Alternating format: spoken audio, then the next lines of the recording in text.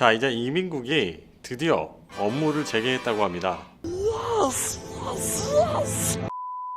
이민국에 따르면 코로나 경계 레벨이 레벨 2로 완화되고 나서 이민국 내 가용 인력의 70% 수준까지 복귀시켰다고 하고요. 실제로 담당관들이 업무를 재개해서 질의서를 보내고 연락을 취해오는 모습들이 점점 증가하고 있습니다. 지지부진하던 비자 신청을 목 놓고 간절히 기다려오고 있던 비자 신청자들에게는 정말 단비 같은 희소식이겠지만 아직은 마음을 놓기는 이릅니다. 이런 때일수록 멘탈 더 단단히 부여잡으셔야 합니다. 최근 부총리 겸 외교부 장관인 윈스턴 피터스는 한 언론과의 인터뷰에서 이민자들이 뉴질랜드에 체류할 권리가 없다면 집으로 돌아가야 할 것, go home 이라고 해서 공분을 사기도 했는데요.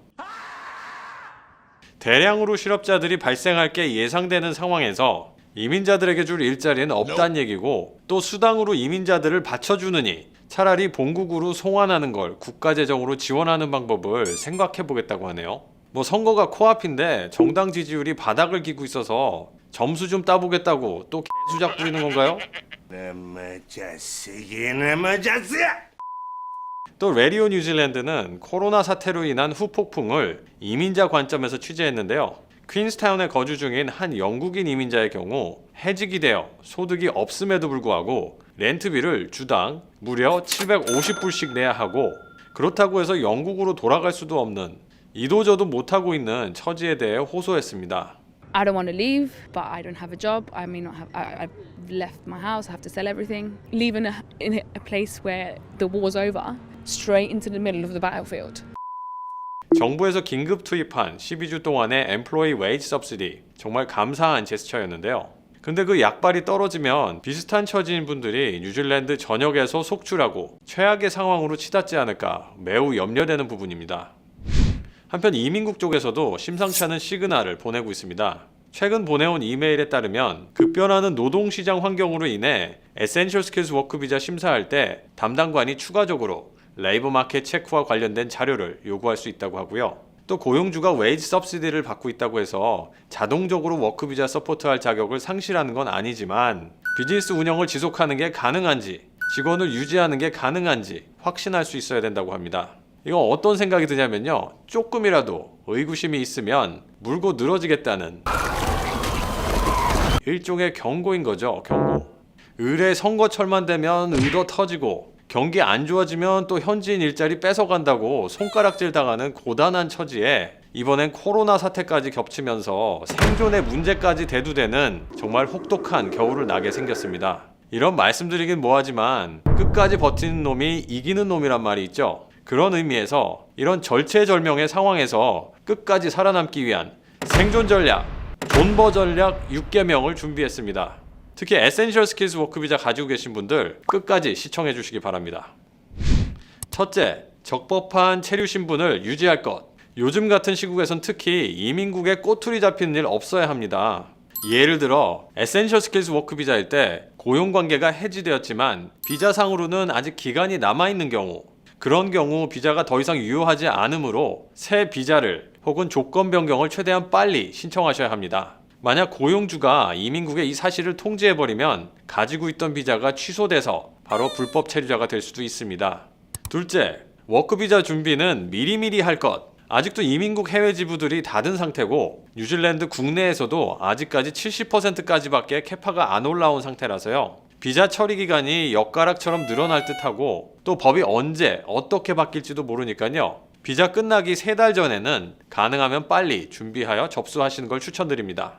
셋째, 에센셜 스킬스 워크 비자를 신청한다면 구인 광고는 정확히 할 것. 첫 단추를 잘못 깨면 계속 문제가 생길 수 있어서 구인 광고 내용이 정확해야 하는데요. 일부러 현지인들이 어플라이하기 어렵게 만든다고 실제 직무와 상관없는 걸 적으면 더 문제가 생길 수 있습니다. 예를 들어 한식당에서 일하는 거라서 한국어 능력이 필수라고 적으면 아마도 100% 문제제기 레터를 받게 되실 겁니다. 넷째, 만약 기술이민 신청 중인 상태에서 가지고 있는 워크비자가 끝나는 상황이라면 워크비자 재신청은 최대한 늦게 할 것. 관련 이민국 규정에 보면 영주권이 심사 중인 상황이라면 12개월 그리고 6개월 이렇게 2번에 걸쳐서 에센셜 스킬스 워크비자 신청할 때 레이버 마켓 체크를 면제해 줍니다. 요즘 담당관 배정도 무려 2년이나 걸리는 마당에 비자 기간을 최대한 번다는 관점에서 이런 상황에서는 신청 접수를 최대한 늦게 하는 게 이득이라고 생각합니다. 5번째, 배우자가 있다면 투 트랙으로 전환할 것. 대개 한 사람이 주신청자가 되고 나머지 한 사람이 동반 비자를 받는데요.